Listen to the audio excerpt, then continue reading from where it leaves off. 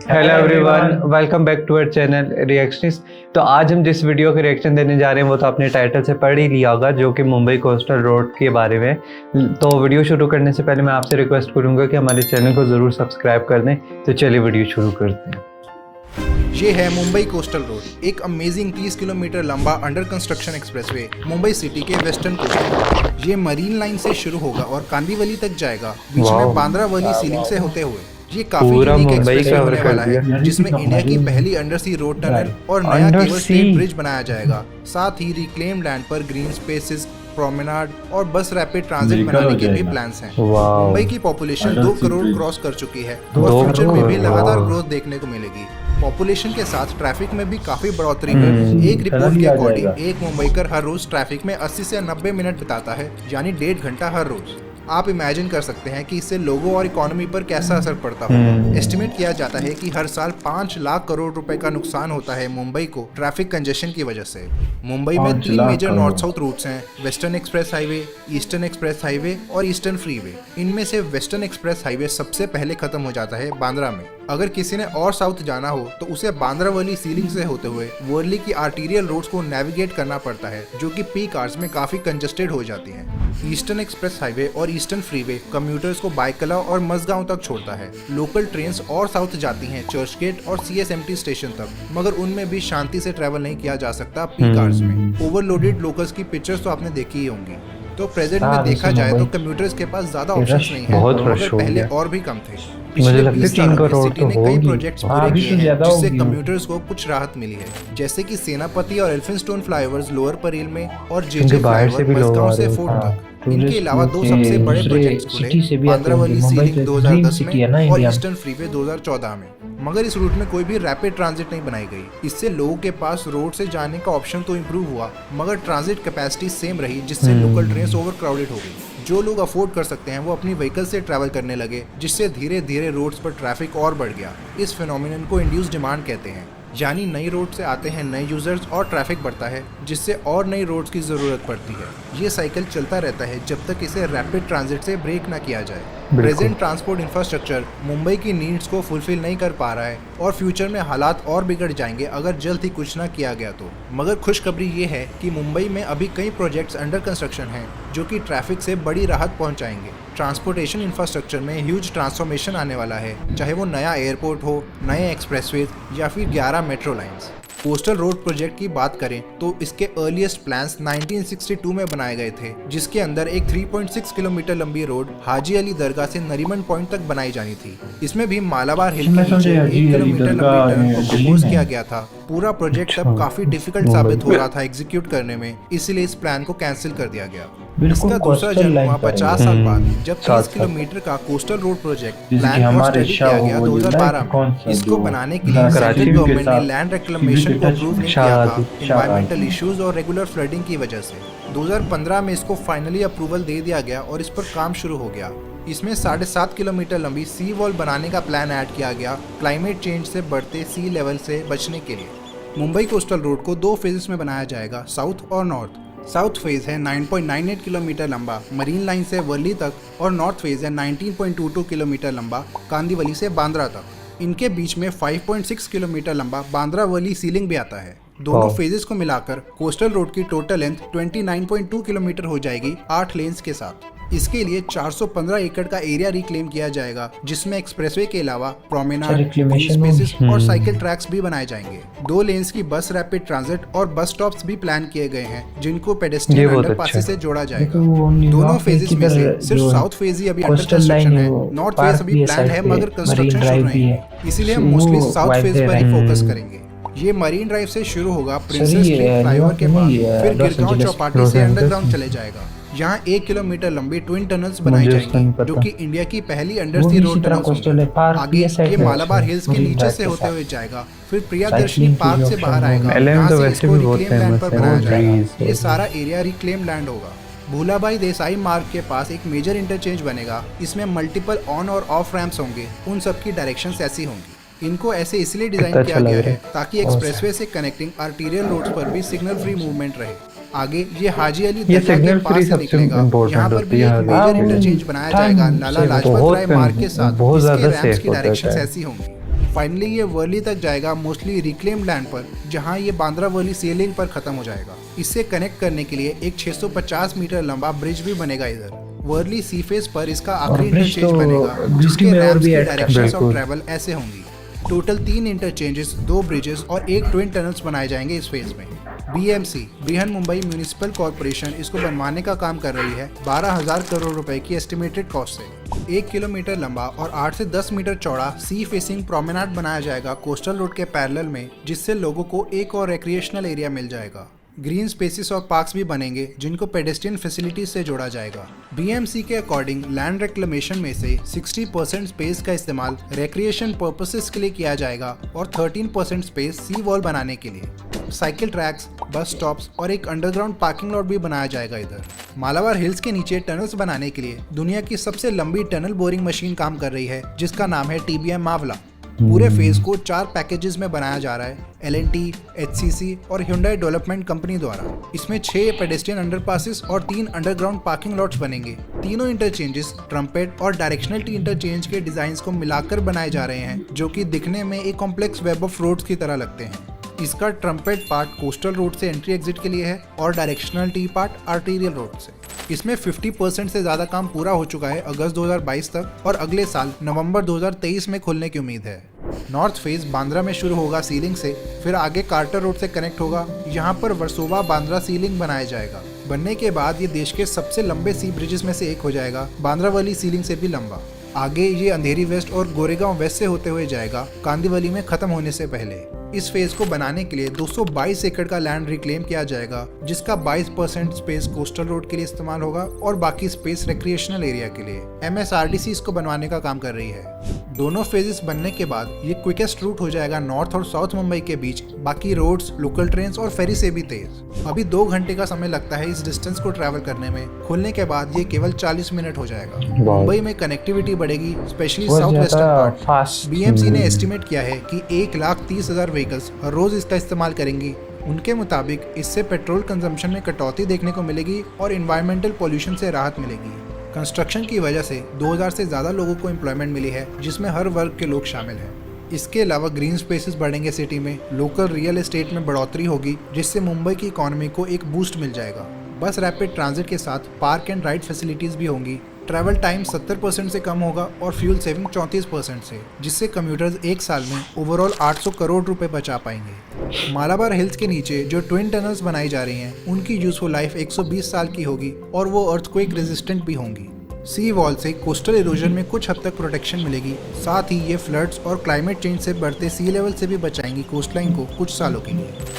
मुंबई के eastern side में एक और एक्सप्रेसवे बनाया जा रहा है। ये है 21 किलोमीटर लंबा ट्रांस हार्बर लिंक, जो कि मुंबई को नवी मुंबई से जोड़ेगा। बनने के बाद ये देश का लॉन्गेस्ट सी ब्रिज हो जाएगा। प्रोजेक्ट कॉस्ट है लगभग 17,800 करोड़ रुपए की। मुंबई साइड में इसे ईस्टर्न फ्रीवे के साथ लिंक किया जाएगा इस कॉम्प्लेक्स वाई इंटरचेंज की मदद से। इसमें एक और एम्बिशियस प्रोजेक्ट ऐड हुआ है पिछले साल, जिससे कम्यूटर्स हार्बर लिंक से कोस्टल रोड तक नॉन स्टॉप ट्रैवल कर पाएंगे। ये है वर्ली सेवरी कनेक्टर, 4.5 किलोमीटर लंबी 4 लेन की एलिवेटेड रोड दोनों सीलिंग्स के बीच। इसका सबसे चैलेंजिंग पार्ट ये होगा क्योंकि यहाँ ऑलरेडी एक एलिवेटेड मोनोरेल लाइन प्रेजेंट है। ये रोड इसके भी ऊपर से होते हुए जाएगी 27 मीटर की मैक्सिमम हाइट के साथ, जो कि इसे मुंबई की हाईएस्ट रोड बना देगी। इस कनेक्टर की एस्टिमेटेड कॉस्ट होगी 1,200 करोड़ रुपए और अगले साल की डेडलाइन है, मगर कंस्ट्रक्शन वर्क अभी शुरू नहीं हुआ। पिछले कुछ समय से मुंबई कोस्टल रोड के कई ड्रॉबैक्स भी उभर के सामने आए हैं, जो कि हमें इस प्रोजेक्ट को दूसरे पर्सपेक्टिव से देखने के लिए मजबूर करते हैं। लोगों ने एनवायरनमेंट, कम्युनिटी और अर्बन प्लानिंग से रिलेटेड इश्यूज उठाए हैं, प्रोटेस्ट, कैंपेन्स और कोर्ट केसेस का इस्तेमाल करके। इन्वायरमेंटलिस्ट के अकॉर्डिंग लैंड रिक्लेमेशन कभी भी इन्वायरमेंटल फ्रेंडली हो ही नहीं सकता, क्योंकि हर बार इको सेंसिटिव एरियाज डैमेज हो जाते हैं, चाहे जितना मर्जी ध्यान रखा जाए। लोकल्स का कहना है कि कोरल रीफ्स के साथ मरीन फूड चेन्स को भी भारी नुकसान होगा। हाजी अली दरगाह के पास से 11 डॉक्यूमेंटेड कोरल स्पीशीज मिले हैं, जो कि नेवी नगर के प्रोटेक्टेड जोन में शिफ्ट किए जाएंगे। BMC ने ओवरऑल 18 कोरल कॉलोनीज को ट्रांसलोकेट करने का प्रॉमिस किया है। इसके अलावा मैंग्रोव्स और क्रीक्स, जो कि सिटी को फ्लड्स और राइजिंग सी लेवल से बचाने का काम करते हैं, ये इश्यूज फ्यूचर में और बढ़ जाएंगे, जो कि ऑलरेडी डेंजरस लेवल पर है। कम्युनिटी की बात करें तो मुंबई के लोकल फिशरमैन और उनके लाइवलीहुड पर बुरा असर पड़ेगा। कोले कम्युनिटी एक फिशिंग कम्युनिटी है जो कि ओरिजिनल इनहैबिटेंट्स थे मुंबई के। ये काफी सालों से इधर फिशिंग कर रहे हैं और इन्हें कस्टमरी राइट्स भी मिले हुए हैं इसके लिए। उनके अकॉर्डिंग इस प्रोजेक्ट से नेचुरल हैबिटेट को नुकसान होगा, इससे पूरी कम्युनिटी की इनकम खत्म हो जाएगी और वो अनएम्प्लॉयड हो जाएंगे। उनको रिलोकेट और एम्प्लॉयमेंट देनी पड़ेगी, जिसके लिए स्टेट गवर्नमेंट ने कोई कॉन्क्रीट प्लान्स नहीं बनाए हैं। इसीलिए इन फिशिंग कम्युनिटीज को काफी डर है इस प्रोजेक्ट से। अर्बन प्लानिंग इश्यूज की बात करें तो इसमें सबसे बड़ा फैक्टर आता है इंड्यूस डिमांड का। इसका मतलब अगर रोड ट्रैवल को और कन्वीनियंट बनाया जाएगा तो धीरे धीरे और कम्यूटर्स इससे ट्रैवल करने लगेंगे, जिससे ट्रैफिक कंजेशन और बढ़ जाएगा। स्टार्टिंग के कुछ साल तो लोगों को आराम मिलेगा, मगर इवेंचुअली ट्रैफिक पहले जितना या उससे भी बदतर हो जाएगा। यानी जो रिजल्ट होगा वो कम्प्लीटली ऑपोजिट होगा इंटेंडेड इफेक्ट से। ये एक प्रूवन कॉन्सेप्ट है जिसको 1960s में पहली बार स्टडी किया गया था और अगले कई सालों तक न्यूमरस स्टडीज ने इसको प्रूव किया है। इसलिए सिटी के अंदर एक्सप्रेसवे बनाने का आइडिया अच्छा नहीं है। एक्सप्रेसवे सिर्फ इंटरसिटी ट्रैवल के लिए बनाए जाने चाहिए, इंट्रा सिटी ट्रैवल के लिए नहीं। इसका एक सिंपल सा सॉल्यूशन है पब्लिक ट्रांजिट को बेहतर बनाना। उससे ट्रैफिक अपने आप ही कम हो जाएगा।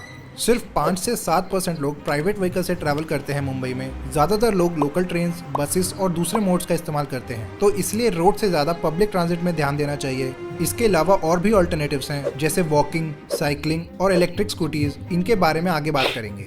आगे बढ़ने से पहले मैं आपको अर्बन प्लानिंग थोड़ा इंट्रोड्यूस कर देता हूँ। ये एक प्रोसेस है जिससे सिटीज और अर्बन एरियाज के इंफ्रास्ट्रक्चर को प्लान किया जाता है, जिससे फिजिकल स्पेस और कम्युनिटी एनवायरनमेंट बेहतर तरीके से ऑर्गेनाइज हो सके। इसमें buildings, roads, public spaces, utilities, transportation और एडमिनिस्ट्रेशन भी आते हैं। एक नेबरहुड या रीजन को अच्छे से प्लान किया जाए तो उधर इक्विटेबल, प्रोडक्टिव और सस्टेनेबल एनवायरनमेंट का जन्म होता है। पिछले कुछ सालों से इंडिया में और दुनिया के दूसरे देशों में भी गाड़ियों पर फोकस करके सिटीज को प्लान किया गया है, जिससे सिंगल यूज जोनिंग बढ़ गई, रेजिडेंशियल और कमर्शियल एरिया सेग्रीगेट हो गए, रोड्स को चौड़ा किया गया, फ्लाईओवर्स और पार्किंग लॉट्स बनाए गए, साथ ही हाईवेज कंस्ट्रक्ट किए गए सिटी के अंदर, मुंबई कोस्टल रोड जैसे। पब्लिक ट्रांजिट पर ज्यादा ध्यान नहीं दिया गया, वॉकिंग और साइकिलिंग इंफ्रास्ट्रक्चर भी नहीं बनाए गए जरूरत के हिसाब से। इससे लोग धीरे धीरे कार डिपेंडेंट होने लगे और ट्रैफिक की हालत बद से बदतर हो गई। इसके नेगेटिव कॉन्सिक्वेंसेस सामने आने शुरू हुए हैं रिसेंटली, जैसे कि ओवरऑल हेल्थ, सेफ्टी और हैप्पीनेस कम हुई है लोगों की, पोल्यूशन, नॉइज और इम्पेशंस काफी बढ़ गई है। इससे यही प्रूव होता है कि जो सिटीज गाड़ियों के आने से पहले बनाई जाती थी, लोगों को सेंटर में रख के, वही बेस्ट आइडिया थी। मेरा ओपिनियन ये है कि मुंबई की एग्जिस्टिंग रोड्स गुड इनफ हैं, मगर पब्लिक ट्रांसपोर्टेशन में बहुत कमियां हैं, काफ़ी काम करना पड़ेगा इस पर। बहुत लोगों को ये गलतफहमी है कि पब्लिक ट्रांजिट को प्रॉफिटेबल होना चाहिए। ऐसा बहुत ही रेयरली होता है। पब्लिक ट्रांजिट का पर्पस पैसे कमाना नहीं, बल्कि बेहतर कनेक्टिविटी और अच्छी सर्विस प्रोवाइड करना है, जिससे आसपास के एरियाज की वैल्यू बढ़े और ज़्यादा इकोनॉमिक एक्टिविटी देखने को मिले। दिल्ली मेट्रो की बात करें तो उसका रेवेन्यू टिकट सेल से ज़्यादा रियल एस्टेट और एड से आता है। इसके बावजूद वो लॉस में चल रही है, जो कि बुरी बात बिल्कुल नहीं है। ओवरऑल सिटी को इससे कई गुना ज़्यादा फाइनेंशियल गेन्स मिले हैं पिछले 20 सालों में। पब्लिक ट्रांजिट की टिकट्स चीप होनी चाहिए ताकि ज़्यादा से ज़्यादा लोग इसका इस्तेमाल कर पाएँ। सिर्फ पब्लिक ट्रांसपोर्टेशन ही नहीं, बल्कि रोड्स और हाईवेज भी प्रॉफिटेबल नहीं होते मोस्टली। सिटी रोड्स फ्री होती हैं यूज़ करने के लिए, उसके लिए रोड टैक्सेस लिए जाते हैं। मेट्रो जैसे ही उनका मेन पर्पस एरिया की इकोनॉमिक एक्टिविटी बढ़ाना होता है, पैसे कलेक्ट करना नहीं। हाईवेज में टोल्स लेने के बाद भी 40 से 50 साल लग जाते हैं प्रॉफिट कमाने से पहले। इसलिए हमें पब्लिक ट्रांजिट से प्रॉफिटेबिलिटी एक्सपेक्ट नहीं करनी चाहिए, सिर्फ अच्छी सर्विस और बेहतर कनेक्टिविटी। अर्बन डिजाइनिंग एक्सपर्ट्स के अकॉर्डिंग बेस्ट सिटीज बनाने का ब्लूप्रिंट ये है, डेंस मिक्स्ड यूज जोनिंग होनी चाहिए हर जगह, रेजिडेंशियल, कमर्शियल और लाइट इंडस्ट्रियल एरियाज एक दूसरे के पास में, बिल्डिंग 4 से 5 फ्लोर्स की, जिसमें ग्राउंड फ्लोर पर लोकल बिजनेसेस अलाउड हैं और ऊपर के 3-4 फ्लोर्स रेजिडेंशियल। हर नेबरहुड में मल्टीपल पार्क्स होने चाहिए, मार्केट, हॉस्पिटल, स्कूल्स, ऑफिसेज और बाकी फैसिलिटीज वॉकिंग डिस्टेंस में होनी चाहिए, जिससे residents day to day activities पैदल कर सकें। रोड्स पर पार्किंग अलाउड नहीं होनी चाहिए, सिर्फ प्राइवेट और पेड पार्किंग लॉट्स में। चौड़े फुटपाथ्स, साइकिल लेन्स और साइकिल रैक्स बनाए जाने चाहिए हर जगह। आर्टीरियल रोड्स नेबरहुड के अराउंड होनी चाहिए, लगभग 1 किलोमीटर की। उनमें मेट्रोस, ट्रैम्स, बसेस और साइकिल लेन्स होनी चाहिए ज़रूरत के हिसाब से। रेलवे स्टेशन, स्टेडियम्स और यूनिवर्सिटीज़ प्रॉपर्ली कनेक्टेड होनी चाहिए सारे पब्लिक ट्रांजिट से। हैवी इंडस्ट्रीज सिटी के एज में, रिंग रोड सिटी के अराउंड, हाईवेज रिंग रोड से कनेक्टेड और वहीं खत्म हो जानी चाहिए, सिटी के अंदर अलाउड नहीं। यही बेस्ट तरीका है सिटी डिज़ाइन करने का एक्सपर्ट्स के हिसाब से। इन मॉडल सिटीज में ट्रैफिक कंजेशन, पोल्यूशन और स्ट्रेस कम होगा लोगों का और ओवरऑल हैप्पीनेस ज्यादा होगी। ये काफी सस्टेनेबल वे भी है, जिससे सिटीज के क्लाइमेट टारगेट्स को इजीली अचीव किया जा सकता है। हम इसमें से कई पॉइंट्स अप्लाई कर सकते हैं एग्जिस्टिंग सिटीज में और न्यूली कंस्ट्रक्टेड स्मार्ट सिटीज में, जो कि अभी भी वही सेम मिस्टेक दोहरा रहे हैं। वर्ल्ड की सारी डेवलप्ड कंट्रीज ने इस मेथड को कुछ हद तक अपनाया है पिछले कुछ सालों में, जैसे कि लंदन में साइकिल लेन्स ऐड की गई हैं रैक्स के साथ, पेरिस में रोड साइड पार्किंग रिमूव करके आउटडोर सिटिंग एरियाज बनाए गए हैं, न्यूयॉर्क में कई स्ट्रीट्स को कार फ्री कर दिया गया है जहां सिर्फ पैदल या साइकिल से जाना अलाउड है। ऐसे और भी कई एग्जाम्पल्स हैं। मुंबई की बात करें तो इधर मेट्रो और मोनोरेल बनाना एक बहुत ही अच्छी शुरुआत है। अभी इधर 3 मेट्रो लाइंस ऑपरेशनल है और 8 लाइंस अंडर कंस्ट्रक्शन है, टोटल 190 किलोमीटर लंबाई के साथ। ये प्रोजेक्ट बहुत ही शानदार अपग्रेड होगा सिटी के इंफ्रास्ट्रक्चर के लिए और काफी प्रेज भी डिजर्व करता है। इसके बारे में मैंने एक फुल लेंथ वीडियो बनाई है, उसे देखने के लिए यहाँ क्लिक करें। मेट्रो के अलावा बेस्ट बसेस और लोकल ट्रेन्स का मेजर अपग्रेड करने का वक्त आ गया है। सर्विस और पंक्चुअलिटी में भी इम्प्रूवमेंट की ज़रूरत है। ट्रैम्स को रीइंट्रोड्यूस किया जा सकता है कई एरियाज में जहां मेट्रो वायबल ना हो। रोड्स को सेफर बनाना पड़ेगा पेडेस्ट्रियंस और साइकिलिस्ट्स के लिए। इसको करने के कई तरीके हैं, जैसे कि ट्रैफिक कामिंग मेथड्स का इस्तेमाल करके, narrow lens, road diets, curves और रेज्ड क्रॉसिंग्स जैसे। साथ ही फुटपाथ्स और नई साइकिल लेन्स भी बनाई जानी चाहिए। मेजर मार्केट एरियाज को फुली पेडेस्ट्रियनाइज किया जा सकता है, जैसे कि दिल्ली में चांदनी चौक और करोल बाग को किया गया। इसके इफेक्ट्स मोस्टली पॉजिटिव ही आए हैं और इन एरियाज में फुटफॉल भी काफ़ी बढ़ गया है। लंदन की तरह ही मुंबई में भी सबसे कंजस्टेड एरियाज में कंजस्शन फीस इंट्रोड्यूस की जा सकती है। इसमें पीक आवर्स में कार्स को फीस देनी पड़ेगी उन एरियाज में जाने के लिए। लास्टली मैं मेंशन करना चाहता हूँ कि मुंबई कोस्टल रोड एक एम्बिशियस प्रोजेक्ट है। इसमें कई बेनिफिट्स हैं, लेकिन कई लॉन्ग टर्म इश्यूज भी हैं जो मुंबई में रहने वाले लोगों को झेलने पड़ेंगे। सिर्फ टाइम ही बताएगा कि कोस्टल रोड से कितना फ़ायदा हुआ है सिटी को। उम्मीद है कि गवर्नमेंट रोड्स को सेफर बनाने में और पब्लिक ट्रांजिट को एक्सपैंड करने में पूरा ध्यान देगी। ऐसी और वीडियोस देखने के लिए सब्सक्राइब करें। धन्यवाद।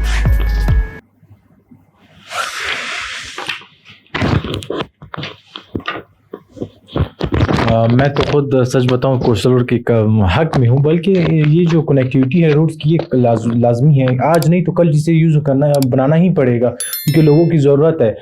जैसे कि आबादी ज़्यादा होगी, लोगों को रोड की ज़रूरत होगी, लोगों को ट्रांसपोर्ट की ज़रूरत होगी। जैसे ट्रांसपोर्ट ज़्यादा होगी, रोड्स कंजस्टेड होंगे, तो फिर वही रश वगैरह होगा, वही हर चीज़ वापस सिरे से शुरू हो जाएगी। तो ये रोड्स वगैरह अलबत्ता जो चीज़ें मुश्किलात जो सामने आ रही हैं, जैसे कि अब अगर इन्होंने जैसे कहा कि भाई कुछ जो मार्केट्स है जो इसके अंडर आ रहे हैं, तो वो इफेक्ट जाहिर सी बात है कुछ मार्केट्स इफेक्ट होंगे। लेकिन इन्होंने ये भी कहा था कि कोस्टल हाईवे बनेगा तो उसके साथ साथ रोजगार भी आएगा, एम्प्लॉयमेंट भी आएगा, उसको बूस्ट अप मिलेगी। तो जो रोजगार वो किसी और को दे रहे हैं, वो इन जैसे जो इफेक्ट हो रहे हैं उनको देना चाहिए, जो मार्केट्स इफेक्ट हो रहे हैं उन्हीं को ही देना चाहिए।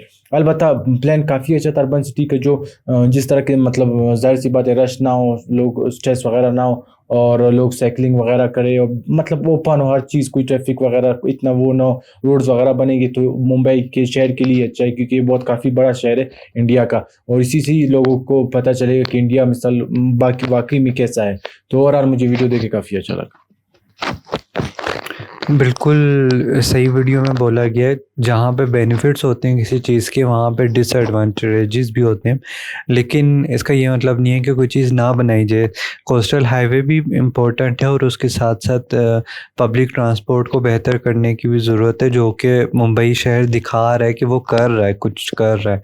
और मुझे एक बात बहुत अच्छी लगी कि अगर हर चीज़ वॉकिंग डिस्टेंस पर हो और एक प्लान के साथ हर चीज़ को बनाया जाए तो वो बहुत ही बेहतर रहता है। अभी जिस एरिया में मैं रहता हूँ यहाँ से इस तरह है कि अगर मैं कुछ भी चाहिए हम लोगों को तो वॉकिंग डिस्टेंस पे हम लोग जाके वो चीज़ ला सकते हैं। यानी कि हम लोग ऐसे कहते हैं कि इस एरिया से बाहर निकलने की ज़रूरत ही नहीं पड़ेगी हमें, अगर हम चाहें तो वो तो इतनी अच्छी बात की उसने। और मुझे बहुत अच्छा लगा कि यूनिवर्सिटीज़ भी वॉकिंग डिस्टेंस पर होनी चाहिए और जो यानी कि बेसिक फैसिलिटीज़ हैं, जिस तरह रोड बहुत अच्छे होने चाहिए। मैंने एक चीज़ नोट की है, मैंने मुंबई में भी ये चीज़ देखी है और बाकी शहरों में भी देखिए, जहाँ पे एक छोटा सा भी खड्डा हो जाता है वहाँ पे जो रोड है वो उसमें कंजेशंस बहुत ज़्यादा आ रहे होते हैं, क्योंकि एक फ़्लो के साथ गाड़ियाँ नहीं जा रही होती हैं। अगर एक 60 पे स्पीड पे कोई गाड़ी आ रही है तो उसको वहाँ पे ज़ीरो की करनी पड़ेगी कि उसकी गाड़ी को नुकसान ना पहुँचे। तो रोड्स का ठीक होना बहुत ज़्यादा इम्पोर्टेंट होता है इस चीज़ के लिए कि फ़्लो में चीज़ें जाएँ। और रिंग रोड्स और इस तरह की ट्रांसपोर्ट्स वगैरह को, मेट्रोज़ को इंट्रोड्यूस करवाना वो बहुत इम्पोर्टेंट होता है किसी भी शहर के लिए। तो बहुत ही कमाल की वीडियो बनाई थी। जी, फर्स्ट ऑफ ऑल तो अगर हम बात करें प्लान सिटी के बारे में, तो जो इंडिया में काफ़ी सिटीज़ है और पाकिस्तान में भी काफ़ी सिटीज़ है, उनको मतलब मेजॉरिटी ऑफ सिटीज़ को प्लान नहीं किया गया था। अगर किया भी था, पार्शली किया भी गया था, तो वो जिस तरह वीडियो में बताया गया है कि कार्स को मद्देनज़र रखते हुए प्लान किया गया था, जिससे हम एक चीज़ में पीछे रह गए। जो डेवलप्ड कंट्रीज़ है, जिस तरह के यूरोपियन कंट्रीज़ या अमेरिका में अगर आप देखेंगे तब, तो वो है कि साइकिलिंग के जो लेन्स है हमने नहीं बनाए, ठीक है। तो हम जो भी मतलब इस दौर में अगर हम इस चीज़ पे फोकस करें तो इसके मल्टीपल बेनिफिट्स हैं। नंबर 1, आपके जो जितने भी सिटीजन्स होते हैं, आजकल हेल्थ इश्यूज़ बहुत ज़्यादा बढ़ गए हैं। एवरेज एज लोगों की बहुत कम हो गई है, क्योंकि बहुत ही ज़्यादा कंफर्ट हो गई है। कार जो भी यूज़ करते हैं और जो फ्रिक्वेंटली यूज़ करते हैं, उनको एक्सरसाइज करने के लिए अलग से टाइम निकालना पड़ता है, वरना वो एक्सरसाइज अगर नहीं करे तो वो उसको टाइम ही नहीं मिलता एक्सरसाइज का। तो जो साइकिलिंग्स के अलग से लेन होते हैं, तो वो आपके टाइम को ज़ाहिर सी बात है मतलब सेव करते हैं, और वो फास्ट होते हैं। वहाँ पर कार्स नहीं होते, वहाँ पर कोई कंजंक्शन वगैरह कुछ भी नहीं होता, लाइट वगैरह मतलब वो हिसाब नहीं होता जो मेन रोड्स पे होता है। तो उस चीज़ को फिर लोग इससे हेल्दी भी रहते होंगे और कार को अवॉइड भी करेंगे। तो जब कार को अवॉइड करेंगे, आपके फ्यूल कम जलेंगे, पोल्यूशन कम होगा, तो ओवरऑल एक पोल्यूशन फ्री सिटी बन जाएगी। और गवर्नमेंट पे ज़्यादा वो इकोनॉमिकल प्रेशर भी नहीं आएगा, क्योंकि जितने ज़्यादा कम फ्यूल जलेंगे उतनी कम उनको बाई करना पड़ेंगे। तो ये ओवरऑल ये आइडिया मुझे सबसे बेस्ट लगा जो वीडियो में बताया गया कि जो साइकिल लेन्स है वो अगर इंट्रोड्यूस करें मेजर सिटीज़ में, जिस तरह के दिल्ली और मुंबई वगैरह में, तो इससे क्योंकि ये ओवरली क्राउडेड सिटीज़ है इंडिया के, तो इस वजह से अगर ये इंट्रोड्यूस करें तो इससे बहुत ज़्यादा बेनिफिट होगा लोगों को भी और गवर्नमेंट को भी एक हद तक रिलीफ मिलेगा। तो ओवरऑल वीडियो को देखकर बहुत मज़ा आया। उम्मीद करता हूँ आप लोगों को भी मज़ा आया होगा हमारा रिएक्शन देकर। तो अगर अभी तक आप लोगों ने हमारे चैनल को सब्सक्राइब नहीं किया तो काइंडली सबसे पहले जाके हमारे चैनल को सब्सक्राइब कर दीजिएगा और बेल आइकन पे भी प्रेस कर दीजिएगा, ताकि आने वाली वीडियो से आप नोटिफाई हो सके। तो फिर अगली वीडियो मिलते हैं, तब तक के लिए अल्लाह हाफिज़।